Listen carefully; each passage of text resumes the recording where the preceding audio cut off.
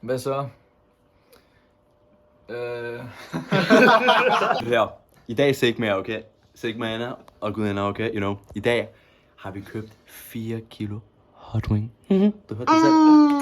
Yes. Som mig og Sigma... det skulle nok ikke sagt. Sigma-manden bag kameraet skal æde, you know. Rettere sagt, vi har 2 kilo hver, okay? Og det her bliver absolut banger, okay? Og så efter det, tager vi måske ugen for at gå lidt rundt og kaste måske lidt op, fordi at, you know, 2 kilo, det er ikke så sundt for en. Ciao, bye bye.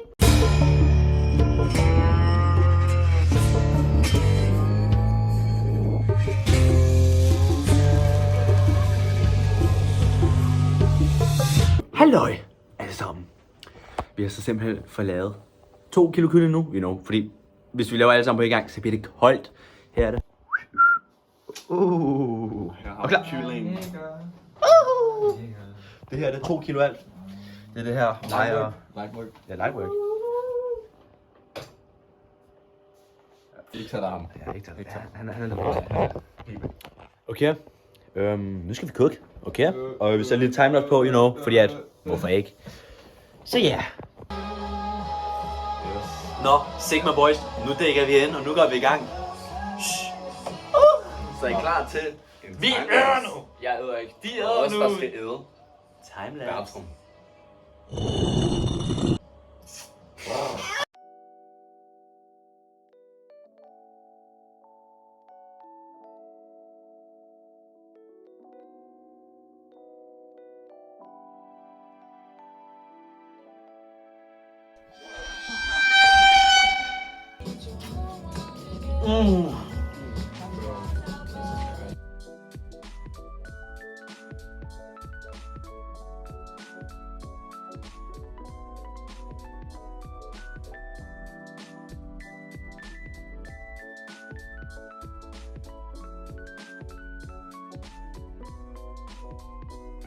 Vi tager lige på mærken bagefter, ikke? Hør mig.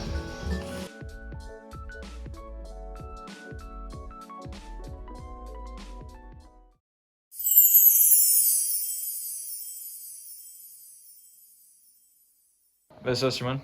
Halløj. Går det godt? Ja, you know, 500 gram kylling, ikke? Defeated! Hurtigt! Bang, bang, bang!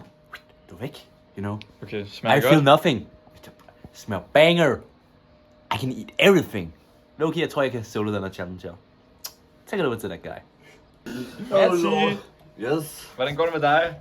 det går sgu meget fint. Altså, jeg er slet ikke. Min mave, den har Det det. ser lige, det er så mange ben, der er tilbage. Eller, der er, mener jeg. What Og the det er så fuck? meget. Min mave, den har plads til 4 gange mere af det, jeg lige har spist. Så jeg kunne sikkert også solo den her challenge 100%. I don't need this. Chunky ass boy. Bro, du skal jo ikke æde endnu, altså. Nærmest være sulten. Fuck fattig, bro. Ærligt. Men altså, jeg regner med, at vi har den her challenge, bro. Easy. Easy money. Okay. Okay, er vi klar? Runde 2.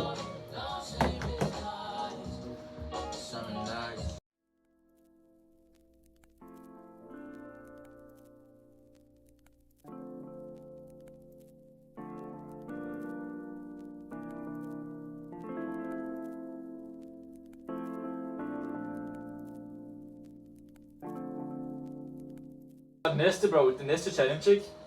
I drikker sådan 100 måneder på en dag. Og så dør I af et fucking hjertestop. Det er fandme en dårlig idé, jeg har hørt.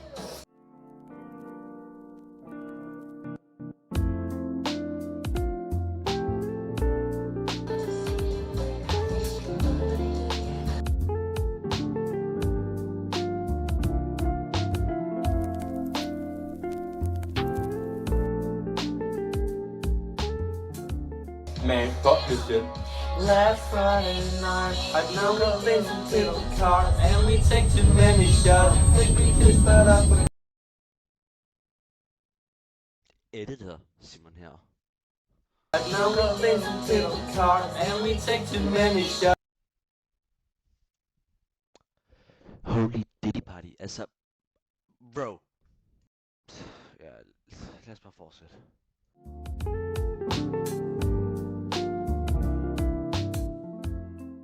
Halløjsa folkens, det er nu den sidste hot wing af de 2 kilo. Der er 2 kilo mere tilbage. Simon han æder den sidste af de 2 kilo. Gå i gang, bro. Jeg vil bare gerne sige, ikke? Jeg synes virkelig, det er fænomenalt sådan, tidspunkt på året, you know. Omkring slutningen af sommeren, ikke? Det der, hvor alle fuglene er dejlige. De synger og pipper. Og Bro, bare spis den, altså. Simon. Stop the yapping and eat. Shut the fuck up, bro! What the fuck? Bro, this dude is fucking crazy. Bro,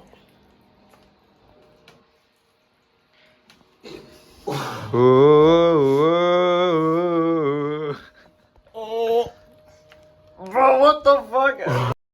Jeg giver op, jeg gør ikke det her pis mere. Jeg får hovedpine af... Altså, jeg kan ikke snakke, for jeg er speechless, altså, what the fuck? Jeg kan ikke det der. Første video på den kanal er ikke allerede op nu. I er godt klar over, hvor ondt det går. Ja, det skal redigere det her. Hvor ondt det går herop. Nu giver jeg et lille blik af, hvordan det er at redigere. Okay? Jeg kan ikke finde at redigere. Jeg ved ikke, hvad about.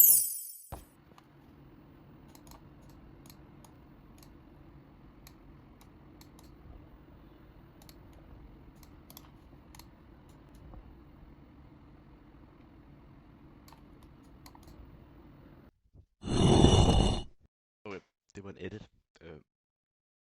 Jeg ved ikke, hvad fuck det er. Okay. Tog mig 2 minutter, og så skulle jeg redigere videoen ind igen, klippe den der, så alt i alt havde nok taget 4 minutter, det der lige der. Edited, Simon, jeg dipper. Hvad er det, du laver? Bro, begynder du også at æde knoglen nu, bro?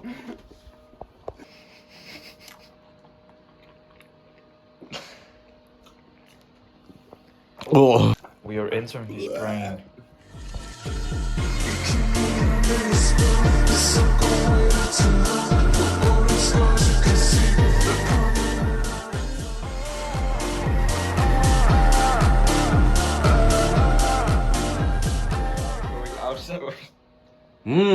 Delicious. Nå, andet end den dejlige dagdrøm der, som jeg lige havde. Den jeg vil ønske, jeg bare kunne udleve, ikke? Ja. Så kom konklusionen af.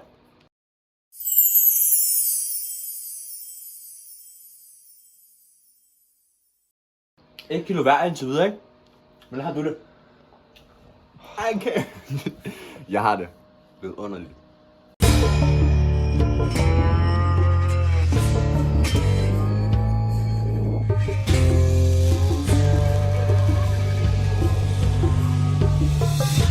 Nå, Bertram, lille snyder, hva? Lille snyderøg. Gå i gang med runde 3. For os andre. Simpelthen for dårligt, det der. Ja. Nej, det skal jeg gøre. Jeg kan ikke process min ord lige nu. Vi er så, you know, prepared mentally for this insane 24-hour challenge. Okay. Nu går vi simpelthen i gang med at æde noget. Bertram, vent. Kan vi ikke lige høre den igen? Nu går vi lige... Ja, vi er siddet og snakker. There's a stranger in... Nej, fuck. Ja. Ja, okay. Bare på 10 selv. Nu går vi i gang med runde 3. Ja. Og jeg glæder mig ikke til det her. Du larmer med til. Ja. Men du sidder der.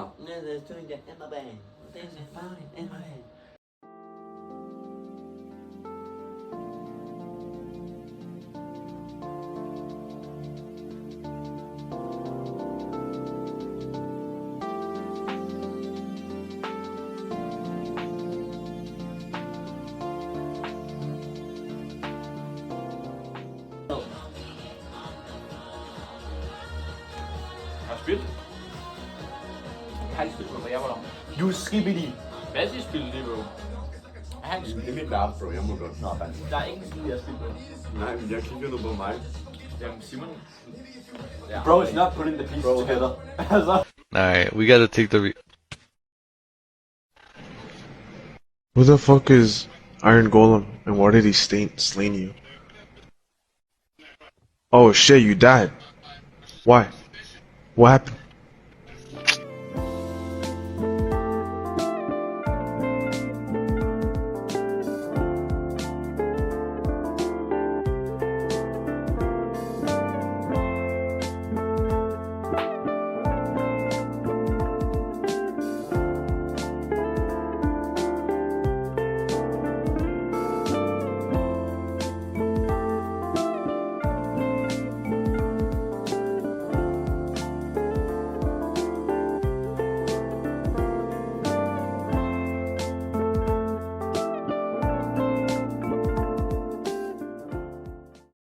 Okay, ved du hvad, Hvad siger du for, hvis jeg så opgiver noget? jeg er sådan en fucking gutter, men jeg tager aldrig fucking klammen. Spiser, bliver spist. Look at that shit, bro. Disgusting! Bro, jeg havde Bro, chicken.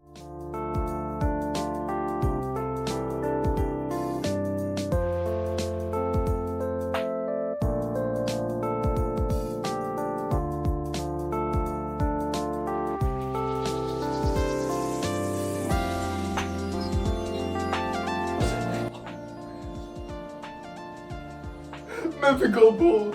Bro, der er ikke flere tilbage. Vi har bare et mad. Bro, jeg giver et sejting. Nej.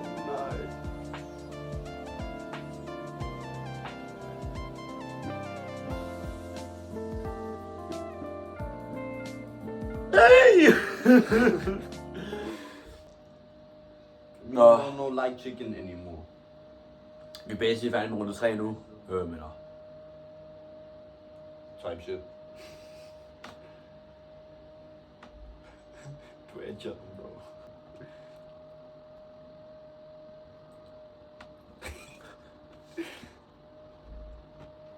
Okay. Men jeg siger dig, Simon. Log in. Simon.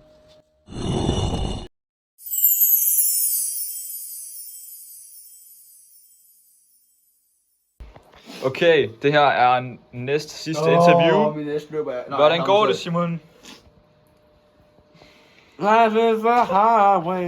Det her er det sidste, der er tilbage af 4 kilo hot wings. Det er benene. Der er lidt mere kød på, end der var tidligere. Matti, bro, hvordan går det med dig?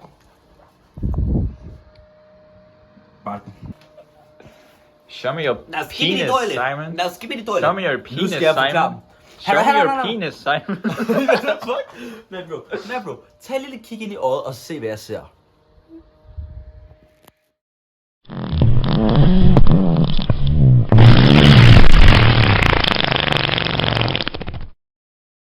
Ja. Det elsker det, hva'? Det er det dagdrøm, du gennem hovedet hele tiden. Lige nu er det dog lidt fucked, you know, fordi at, you know. Det her fucking pis. Tjener? Ja. Kan du ikke se mig ned? Fuck, helt stykke. Så twinger. Ja. Matti. Tjener? Den der kylling, den taler til mig. Hvad siger den? Hvor fuck?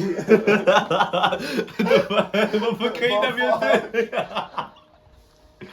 Bro, jeg svæver de skæve, de her drenge. Jeg sværger dig. Jeg sværger de her. Der er et eller andet, de her fucking hot wings, bro. Jeg sværger de her hot wings er lasest, men det andet, altså. Hvor fuck?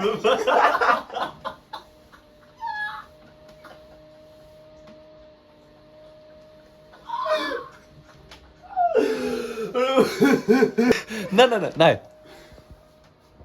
Nu? Nej, se det her. Hvad er det, vi ser her? Bro, din fucking fingre, bro. What the fuck har du... Bro, var der ikke noget toiletpapir eller hvad? Nej! Vi satte os ned, havde en samtale før vi lavede runde 4, og ja, vi kom simpelthen til en konklusion. I quit this shit! I don't want to do this anymore! I'm fucking full. Nej, tak. Ja, tak. Ikke mere. Skal jeg lige tage en for dig? Bro, jeg skal ikke have kylling i et år. Eller i hvert fald ikke hot wings. Der er i hvert fald ikke sådan noget klamt fedt. Nej, kan du se der, fucking, nej, se der, kig på den kylling her. Men, se, you see kylling, fuck this fucking kylling, altså. The fuck, tror jeg gider den her pisse mere. Hvor fuck, altså. Get the fuck out of here, get the fuck out of here. Get the fuck out of here, you fuck ass. Jeg har lige set dine fingre, bro.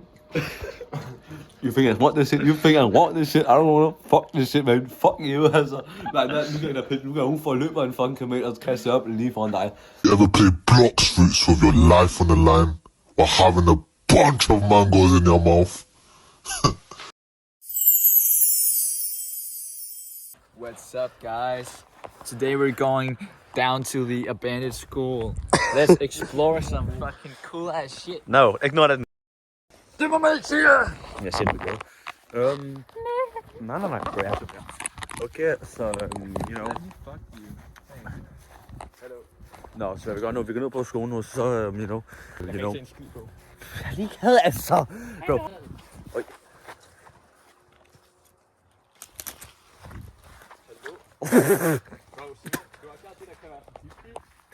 Og bro, Sigma er mit mellemnavn. Ja. Månen er Sigma i dag. Vi er 2 her. Os 3 her nu. Vi 2 er crazy. Okay, er nu ved. Ej, undskyld. Vi skal nu op på vores skole, som I ikke kan se, men den er lige heroppe. Den er faktisk rimelig stor. Og det er månen. Ja, jeg har sagt, at han ikke ved at kaste om åen her senere. Boom. Svær det her sutter. Der er intet hernede. Vi får make people come here. Skal du sige det første? We will make people come here. That sounds fantastic. Say that again. Top 10 wise quotes. Det er lidt kedeligt. Fair nok. Bro, altså. Okay. Today we're going on this ride. Okay, ja. Som I kan se her nu, der er ikke stor vægtforskel på mig og Bertram. Lad os lige get check. Fedt. Big boy. Så har vi Bartram. Man, what the hell, boy? Get your ass out of here, boy. Nå. Lad os lige tjekke vægten. Det burde ikke sådan rigtig være noget seriøst. Shit. Så vi ser, jeg gør virkelig en forskel, you know. Altså, hvis jeg virkelig bare sådan, prøv bare at tage benene op. Ja, mine ben er helt op. Ikke virkelig en stor forskel, you know. Altså. Fuck, bro. Bro, har det dejligt. Hvad fik du lige nummeren for? Ærgerligt. Ja, min store røv, mand. For helvede. Jeg skal lige få navnet. Fuck, kom herop. Omvendt.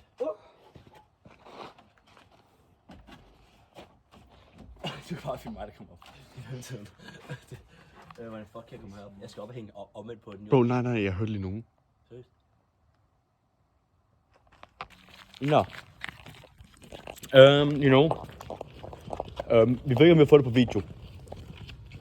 Matty Jan fik det på video, men you know. Ja, vi ved ikke, om vi kan høre det. Det er sådan, ja, det burde højst være video. Men vi dipper. Eller... Gør vi det? Nej.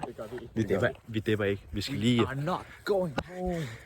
Shut the fuck up. Vi tager lige en lille break. One more game! Nå, nu er vi vist på vej. Nu er vi sikkert sådan dernede, hvor det var. Vi hørte det lige hernede fra, you know. Var det ikke hernede fra, vi hørte? Jeg hørte det dernede, you know. Så... Time to go exploring.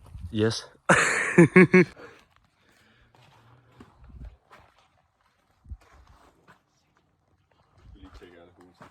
Ja, der ser sådan... Scary Kids Ghost Video 24-hour challenge. What will happen next is shocking. Nu kan vi heroppe for at lave... Vi skal lave den... Jeg ved sgu ikke.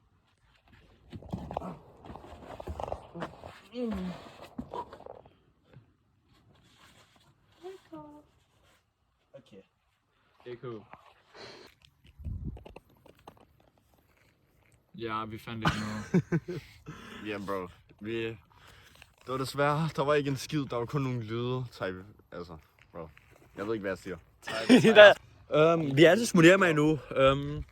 Ja. Insert epic outro. Goodbye Gooner Squad. 3,400 and 95,000 proteins.